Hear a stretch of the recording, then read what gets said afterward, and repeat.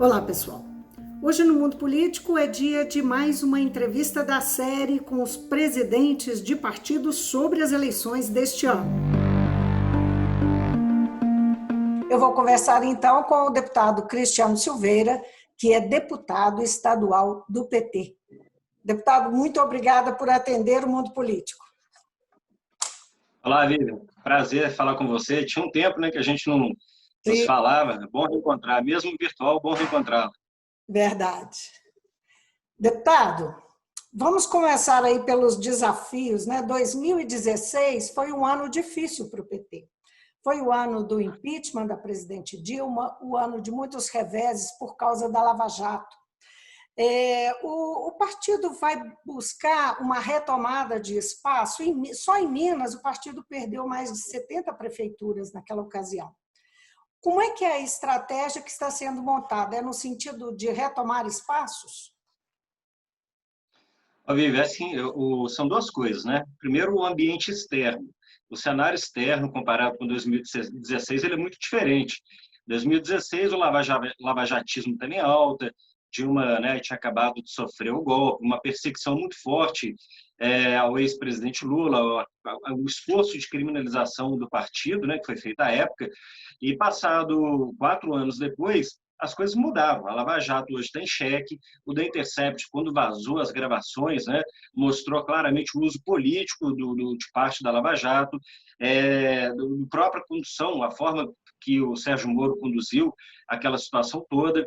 Nós vimos agora, não vou longe não, tem aí quase 15 dias, Quase 15 dias, Fernando Haddad foi absorvido por unanimidade naquele processo da OTC que lançaram à época, a véspera da eleição, para tentar prejudicá-lo. A questão da delação do Palocci, o ministro Lewandowski, no seu voto, foi muito firme, dizendo da suspeição do Moro ter vazado a delação do Palocci também na véspera e mandou anular aquela delação. O próprio aqui em Minas, o ex-governador Fernando Pimentel, absolvido também na Operação Acrônimo, que foi utilizada politicamente. Então, eu acho que a gente volta a ter alguma normalidade institucional e as pessoas começam a perceber que a situação não era como eles tentavam vender, que o PT, que o problema do Brasil era o PT. E então eu vejo que o PT retoma um pouco o seu espaço. Nós estamos com uma campanha institucional muito legal, nacional, que a gente fala quem defende você é o PT, falando das lutas históricas do Partido de Defesa dos Trabalhadores. Então, isso muito no cenário externo. No ambiente interno, a gente está fazendo um trabalho forte, desde que eu assumi o partido, no início do ano, de organização dos diretórios, da burocracia, da questão jurídica, da questão contábil. Através do PT estadual, nós já conseguimos organizar aí mais de 200 cidades. Fizemos um trabalho forte na reta final das filiações, cerca de 2.000 novas filiações, e comparado com 2016, eu imagino que eu posso chegar ao dobro de candidaturas a prefeitos e a prefeitas em relação ao que foi nas últimas eleições. Então, eu vejo que o partido ele chega muito competitivo para 2020. Uhum. E o partido tem temor, apesar desse cenário, digamos, bastante diferente, com aquilo que colocou gás no antipetismo em 2018, 2016, e que chegou a um ápice em 2018. O senhor acredita que isso, no calor da eleição, não pode ser buscado pelos adversários? O discurso antipetista, o quanto refluiu de fato esse sentimento que esteve mais agudo em 2018?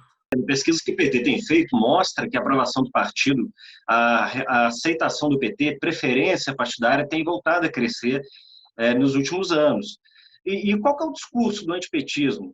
Qual que é o discurso? Assim, sinceramente, o Lula, hoje, igual eu disse, nós vamos pegar tudo que o The Intercept vazou, decisões do Supremo, o que está sendo colocado hoje à luz da verdade. Qual que é o problema do PT? O PT é o partido mais corrupto, vamos abrir a caixa preta do BNDES, pagaram grana cara para fazer auditoria no BNDES, acharam o quê do BNDES? Então, sinceramente, eu quero saber qual que é a autoridade de quem tentar fazer a crítica ao PT tem para tentar fazê-la, Os aliados do presidente Jair Bolsonaro, olha, eles têm que explicar muita coisa.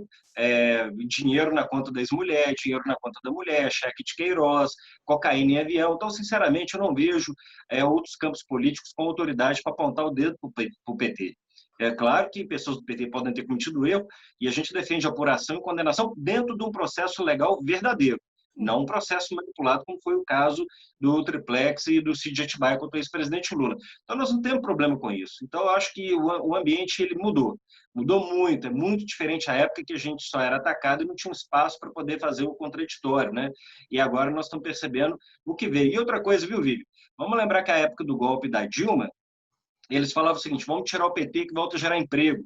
Pela primeira vez na história do Brasil, a população economicamente ativa, o número é maior de desempregados do que empregados, pessoas com ocupação. O índice de desemprego no Brasil explodiu. Já vinha ruim e agravou com a pandemia. A questão sanitária, pandemia, né? Conduzindo. Vamos tirar o PT que o Brasil volta a crescer. Recessão, a gente já tinha um PIB de 1,1% antes da própria pandemia. Recessão terrível, a agenda econômica fracassada. Então, assim, tira o PT que gera emprego, tira o PT que volta a crescer, tira o PT que acaba a mamata. Sinceramente, eles não entregaram o que prometeram. Então, as pessoas já pararam para pensar e falaram assim: Tchelle, com todo problema, a gente era feliz com o PT. Agora, o senhor mencionou o discurso bolsonarista em relação ao PT. Existe uma aposta aí em Minas, em nível nacional, e mesmo em Minas, de que essa eleição vai reproduzir o antagonismo de bolsonaristas e petistas? Nós não estamos preocupados com isso. Nós não vamos fazer campanha. Claro que a nossa campanha ela vai denunciar o que está acontecendo no Brasil, e é muito grave, também em Minas Gerais. É evidente que vai haver um espaço nas nossas candidaturas, no rádio, na televisão, para a gente falar da situação do povo brasileiro. Ou as coisas estão bem, ou a vida do povo melhorou. Não, claro que não, as coisas vão muito mal, então nós vamos denunciar. Agora, é claro também que o PT quer falar de futuro. Falar de legado, vamos falar, por exemplo, vamos pegar a saúde, crise da saúde. Qual que é o grande projeto do Bolsonaro para a saúde?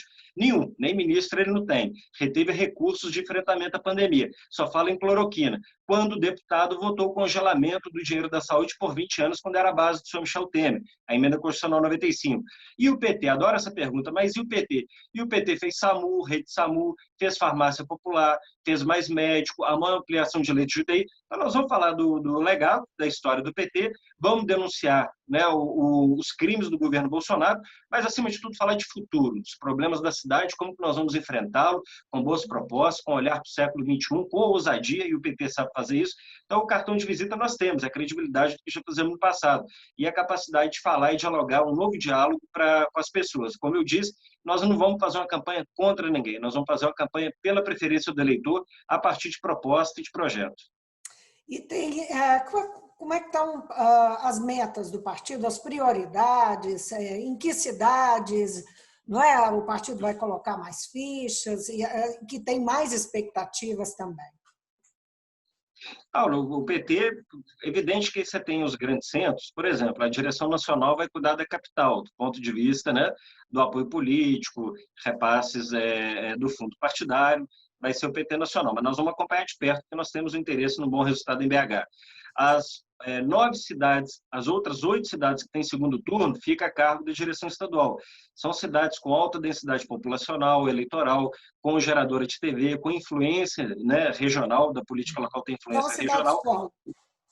Vamos lá, Marília Campos é nossa companheira de disputa em Contagem, Maria do Carmo disputa em Betim, Patrícia Mello disputa em Uberaba, Professor Arquimedes em Uberlândia, Leonardo Monteiro é governador Valadares, a Leni em Montes Claros, a Margarida Salomão em Juiz de Fora, e o PT compõe a chapa com o doutor Getúlio do PCdoB em Ribeirão das Neves, né? Como eu já disse, Belo Horizonte temos o Nilmário Miranda, mas aí a direção nacional vai cuidar e nós vamos acompanhar. Além disso, como eu falei, nós vamos tentar dobrar o número de candidatos e candidatas. Nessas eleições, há uma presença forte do protagonismo feminino. Dessas 8 cidades com o segundo turno que eu falei, nós temos 5 candidatas mulheres. A maioria são candidatas mulheres. E sem falar em cidades polos, como Poços de Caldas é companheira mulher, Patos de Minas vai ser candidata mulher, em Timóteo nós temos candidatas mulher. Então, assim, o PT vem também priorizando as candidaturas femininas, de igualdade racial, da questão LGBT, juventude. Então, a nossa prioridade é o seguinte, é fazer um bom debate político, fazer uma boa discussão, uma boa campanha. Como consequência, eu tenho certeza que teremos vitórias em várias cidades. E todas são prioritárias. O lugar onde o PT já governa tem que ser prioritário, o lugar que o PT já governou tem que ser prioritário. Como eu disse, cidades polo com influência, mas nós também não queremos descuidar das pequenas, que sabemos que o Haddad venceu em muitas das pequenas cidades mineiras. A escolha por mulheres e as candidaturas está respondendo à cota, à exigência de cota, ou está superando? Como é que foi determinada essa escolha, né? Nomes, por exemplo, como o da deputada Marília Campos, tem uma obviedade, ela saiu extremamente bem avaliada, uma figura bastante competitiva, mas a escolha das mulheres foi para ultrapassar as cotas ou responder? Não, o PT já vem trabalhando a questão das mulheres já há muito tempo. O PT é o único partido no Brasil que, obrigatoriamente, no seu estatuto, diz que a direção partidária tem que ser 50% homem e 50% mulher. Agora, recentemente, a Justiça Eleitoral determinou que, na direção dos partidos, tenha no mínimo 30%, que é a regra das eleições, né? 30% de gênero. A imprensa me ligou e falou assim, e aí, o PT vai ter dificuldade? Eu falei, moço, nós já estamos lá na frente. Nós já estamos com 50% do nosso estatuto há muito tempo. Então, desde as últimas eleições, a gente trabalha pela Secretaria de Mulheres do PT, o Elas por Elas, que é a participação e protagonismo feminino.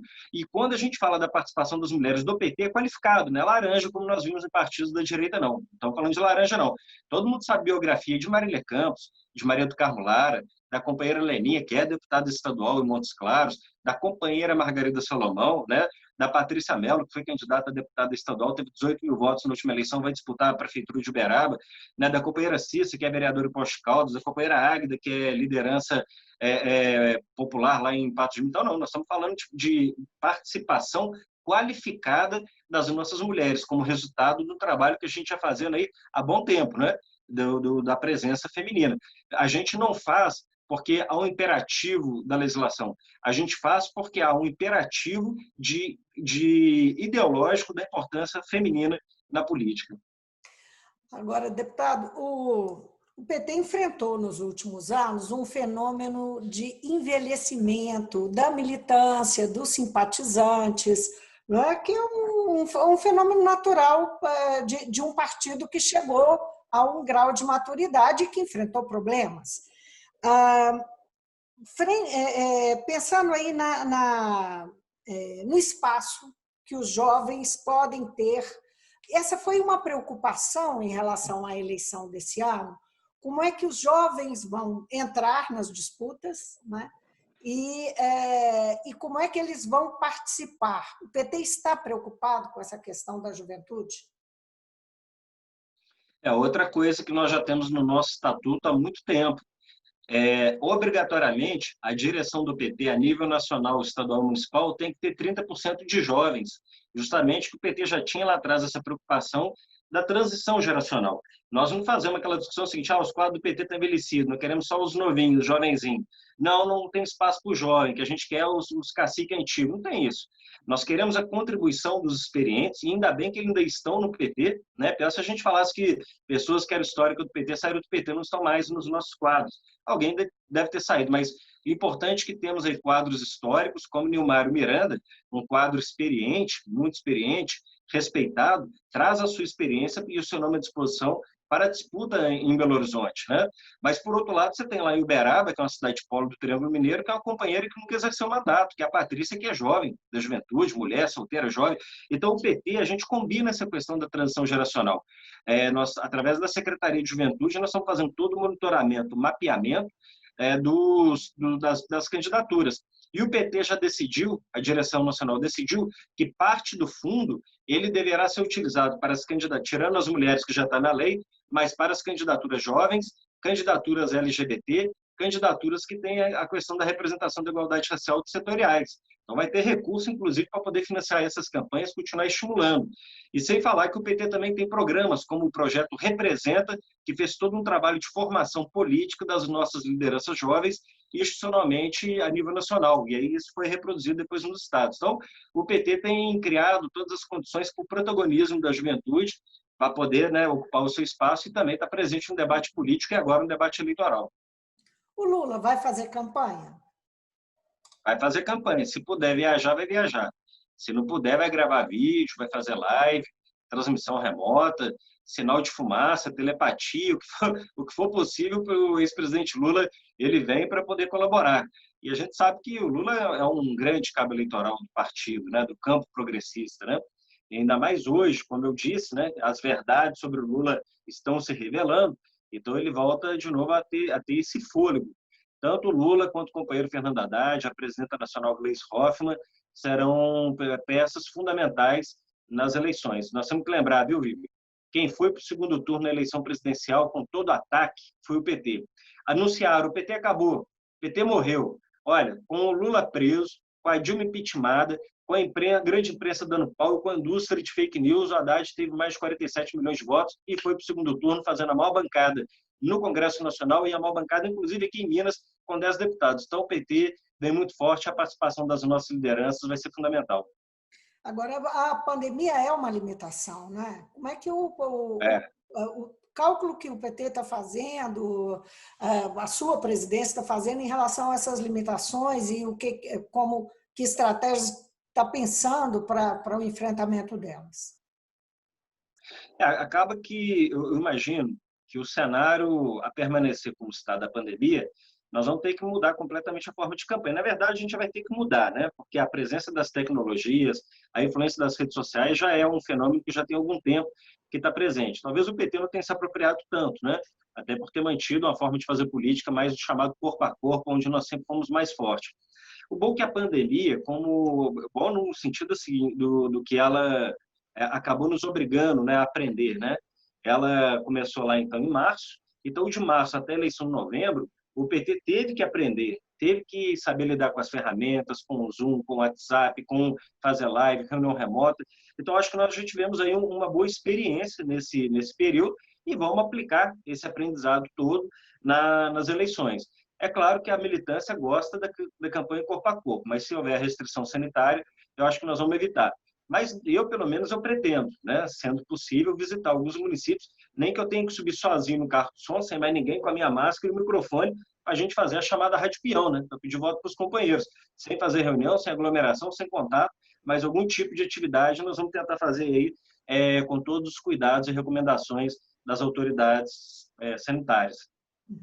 Agora, a experiência dos adversários nessa área é bastante forte, não é? A desenvoltura digital, não é? A gente vê, segundo as pesquisas que medem, né, índice de popularidade nas redes, Jair Bolsonaro, o presidente, e a família, o entorno dele e tal, transita com muita facilidade.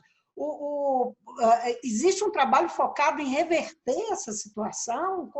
Você disse mas desde março que estão trabalhando. Nós temos que falar o que está por trás dessa estrutura do Bolsonaro. A CPI das fake news está investigada e tem financiamento privado pesado de empresários brasileiros, empresas internacionais, tem um negócio nebuloso. Essa performance, essa desenvoltura, ela não se dá de uma maneira natural, orgânica, a partir somente do que o cara pensa. A indústria das fake news é um negócio muito pesado, né? É evidente que nós também não vamos ficar chorando, né? Isso, e tanto que o PT melhorou muito a sua participação e presença hoje nas redes sociais. Veja, por exemplo, também outras plataformas, como nós criamos agora a Casa 13, o Comitê Virtual, né, para poder acompanhar, assessorar, instrumentalizar, fazer oficina, formação e preparar a nossa base, tem dado muito certo. Mas não vamos nos enganar, né? Essa desenvoltura toda, ela tem um componente criminoso por trás que tem sido apurado, investigado pela indústria pela CPI, inclusive das fake news, e pelo Supremo Tribunal Federal. Um aspecto Então, tempo. você viu que o Facebook desativou uma porrada de conta. O Facebook desativou uma porrada de conta bolsonarista. Tem muito robozinho, né? Tem um negócio aí. Não estou dizendo que, como diz, né? Não trouxe o resultado que eles queriam, mas o método utilizado, né? O fim justifica o meio? Não penso que é por aí. Você mencionou Gleisi Hoffmann na campanha do PT Nacional aqui em Belo Horizonte. Esse investimento em Belo Horizonte, ele tem a ver com um espaço que, por muito tempo, o PT teve um protagonismo grande e perdeu esse protagonismo. Tem a ver com isso? O PT Nacional vai colocar ficha aqui por causa disso? Também. As capitais, automaticamente, por serem cidades polos, grande concentração, né, demográfica, dos eleitores, são as capitais irradiam a campanha, né, tem repercussão em todo o Estado, ela por si já traz essa prioridade. Não só o PT, mas muitos partidos tratam as capitais como forma prioritária. Belo Horizonte traz esse componente especial, uma cidade que o PT já governou com governos muito bem avaliados, todos que terminaram foram bem avaliados, né? Desde o Patrus, no começo com o Patrus, depois com o Célio, que não estava no PT, depois veio para o PT, e com o próprio Fernando Pimentel. Eu costumo dizer que Belo Horizonte, se você parar para analisar as grandes obras estruturantes, né, o Vila Viva, o trabalho que o Patrus fez na segurança alimentar, depois com os restaurantes populares, a própria o sistema de urgência e emergência que em BH inspirou o SAMU, enfim, né, eu poderia falar aqui de outras obras, as grandes obras estruturantes que tem em BH até hoje foram feitas pelo PT, e os grandes projetos e programas sociais, reconhecidos até pelos governos que depois sucederam o PT, foram feitos à época também do PT. Então, o PT tem uma história de muito sucesso na gestão aqui em BH. É evidente que houve aí alguma desconexão, né, nas últimas eleições, onde a gente tem perdido um pouco o diálogo com esse eleitor. E o próprio eleitor de Belo Horizonte, que ele sempre foi mais progressista, de alguma forma deu uma guinada mais à direita. Então, acho que vai ser o momento da gente tentar restabelecer um diálogo com uma parte do eleitorado que ainda tem aí valores, princípios mais progressistas. O nosso desafio aqui em BH, e o PT Nacional acompanha isso de perto, é colocar o companheiro Nilmário no segundo turno. É colocar o Nilmário no segundo turno para fazer o debate da BH que a gente quer. Se o povo não quiser votar na gente depois no segundo turno, não tem problema não. Mas o que a gente quer é estar no segundo turno para fazer comparação de projetos e da qualidade do debate e história, né, biografia. Então, o PT, por isso, BH é prioritário para nós por todos esses motivos. Quando foi lançada a candidatura de Nilmário Miranda, ele chegou a falar em uma formação de uma frente de esquerdas na cidade pela democracia. É possível fazer frente eleitoral, né, no momento em que, primeiro turno, cada um por si, até por conta da mudança na legislação, os partidos buscam ter candidatura própria para o executivo, para puxar, formar, fazer bancada de vereadores nas câmaras. É possível falar em frente? Olha, a frente de esquerda em BH ela já existe há algum tempo, né? Eu mesmo componho um fórum de partidos de esquerda. Nós estamos falando de 8 partidos que compõem o fórum. E ele é um fórum de discussão permanente, de enfrentamento ao governo Bolsonaro, de denúncia aos desmandos do governo Zema, né, em defesa da democracia, contra o autoritarismo. Então, essa agenda política de uma frente esquerda ela já existe em Minas. Agora, a gente falar em uma frente eleitoral é outra situação. Não que eu não acho também que seja improvável, mas como, e você colocou muito bem, você tem contingências, eu vou chamar de contingências, que mudam um pouco, né, a lógica e a necessidade dos partidos. A cláusula de barreira, o fim de coligação proporcional, a questão, né, dos partidos terem aí que se apresentar ou reapresentar, faz com que a gente tenha um número maior de candidatos em primeiro turno. O que não impede que, caso um dos candidatos da nossa chamada frente de esquerda, né, esteja em segundo turno, impeça a união, né, de todos esses partidos em torno de uma candidatura. Então, eu acho que a frente ela é possível. Ela não é tão viável em primeiro turno, mas ela é extremamente provável na perspectiva de segundo turno, pelas contingências que cada partido tem que seguir. Agora, deputada, saiu na semana passada uma pesquisa mostrando uma recuperação do presidente Jair Bolsonaro, um crescimento não só na aprovação, como uma queda na rejeição. Há diversas leituras sobre os motivos disso, há uma faz-se relação com o auxílio emergencial, não é?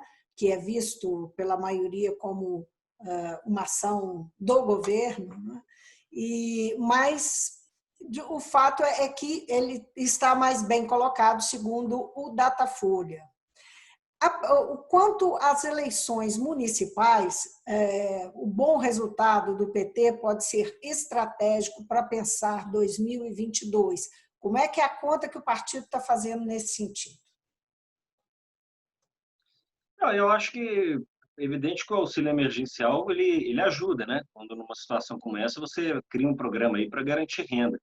Agora, as pessoas têm que lembrar que o Bolsonaro não queria criar o auxílio emergencial. E quando topou era R$200. Se não fosse os partidos de esquerda brigando no Congresso, não chegava aos 600, né? E nem teria prorrogação do benefício. Claro que hoje há um boicote muito grande da grande imprensa com o PT. Você não vê as nossas principais lideranças na Globo, no SBT, na Band, nos grandes jornais. Então, os caras boicotam, porque senão a gente poderia fazer esse debate nesses espaços.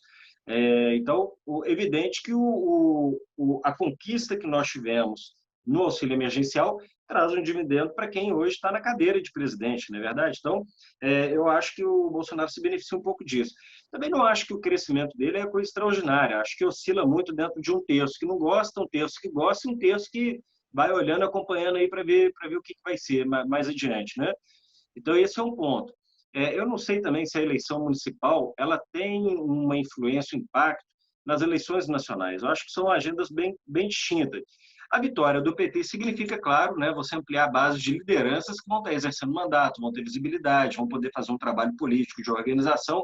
Isso tem esse componente, mas eu acho que as agendas são, de certa forma, distintas, são eleições bastante distintas e não sei se esse seria o problema, né? Se a eleição municipal fosse decisivo para presidente, o Bolsonaro hoje não era presidente, né? Porque não teve participação nenhuma nas últimas eleições municipais. Então, acho que são eleições que isso ajuda, mas não é o que vai decidir. Agora, nós queremos vencer os municípios para resolver o problema dos municípios, né? Um novo projeto para a cidade, que as cidades incorporem o enfrentamento à desigualdade, falar do saneamento, do meio ambiente, fortalecimento do SUS, do atendimento à saúde pública, né? Uma nova forma de economia, que os municípios possam aí criar uma política local de fortalecimento da sua própria economia. Nós queremos falar disso, projeto que resolva a vida das pessoas no âmbito municipal. Só para a gente terminar, a pauta, assim, que a demanda maior do eleitor, que o senhor considera que será a maior demanda nessa eleição municipal? Porque como é uma eleição que tem uma proximidade, não é? É o executivo que tem uma proximidade, tem algumas questões nacionais que a gente sabe que estão colocadas aí como emprego e tal, que vão para a pauta, mas tem alguma, ou é essa mesmo, que vai ser mais discutida, debatida na eleição? Eu acho que a saúde vai ter um peso nessa discussão, até pelo momento que nós vivemos, né? A importância do SUS, dos trabalhadores da saúde. Eu acho que qual modelo de saúde que nós queremos vai ter um peso. Pelo contexto econômico, a gente sabe que a política que tem eficácia mesmo na geração de emprego e renda é aquela definida pela agenda econômica do governo federal, mas também acho que os municípios podem ter criatividade para tentar diversificar as possibilidades. O emprego e a renda também, eu imagino que vai ter um peso, né? E as outras pautas que sempre são necessárias, você ter uma proposta como, né, política de prevenção à violência, né, no âmbito da segurança, a questão da educação, um pouco da infraestrutura, os municípios menores, a questão da agricultura familiar tem muito peso, são várias cidades em que a subsistência se dá pela agricultura familiar, então acho que são eixos que vão estar presentes, né? O emprego e a renda combinado com a saúde e ali os componentes dos serviços essenciais na saúde e na segurança. Acho que isso vai permear muito o debate. Os bolsonaristas tentaram influir muito na escolha de novos conselheiros que atuam municipalmente. Como é que isso pode representar aí um desafio a mais nas eleições, influir nas eleições municipais? Eu não sei, Vivi, até agora eu não tenho percebido um movimento forte do Bolsonaro com relação às eleições municipais. Eu não tenho visto isso ser uma agenda prioritária para ele, sabe? De eventos, atividades, lançamento de candidatos. Não sei se ainda vai acontecer, mas eu não tenho visto essa presença forte, vamos chamar assim. Você vai ter candidatos que vão se lançar como candidatos do Bolsonaro, tentando buscar essa identidade com ele. Isso vai acontecer. Mas eu não tenho visto por parte do Bolsonaro, como a gente tem feito no PT, as grandes lideranças do PT têm trabalhado, esse estímulo às candidaturas locais. Eu acho que tem, assim, né? Tá um pouco distante. E eu volto a dizer, nós vamos tentar chamar o debate eleitoral para aquilo que é importante. Nós estamos falando de eleição municipal. Eleição municipal, você discute problemas no município. O prefeito está bem, o prefeito está mal, tem que mudar ou tem que reeleger. O que as pessoas dizem no município que são os principais problemas. Como a gente, para cada denúncia, a gente faz um anúncio, né? Para cada denúncia, a gente faz um anúncio. Então, nós temos que trazer campanha para esse debate, que é isso que importa agora.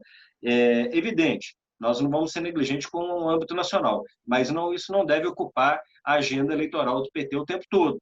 Vamos denunciar o Bolsonaro, vamos falar que o desemprego que afeta o município é por causa da agenda econômica, o problema da saúde é por causa da agenda nacional e tudo isso. Claro que tem influência, nenhum município é uma ilha, mas a gente quer falar, então, de quem lidera ali no partido, se assumir a condição de prefeito ou vereador, o que poderá fazer para melhorar a vida das pessoas, mesmo com o cenário nacional complicado.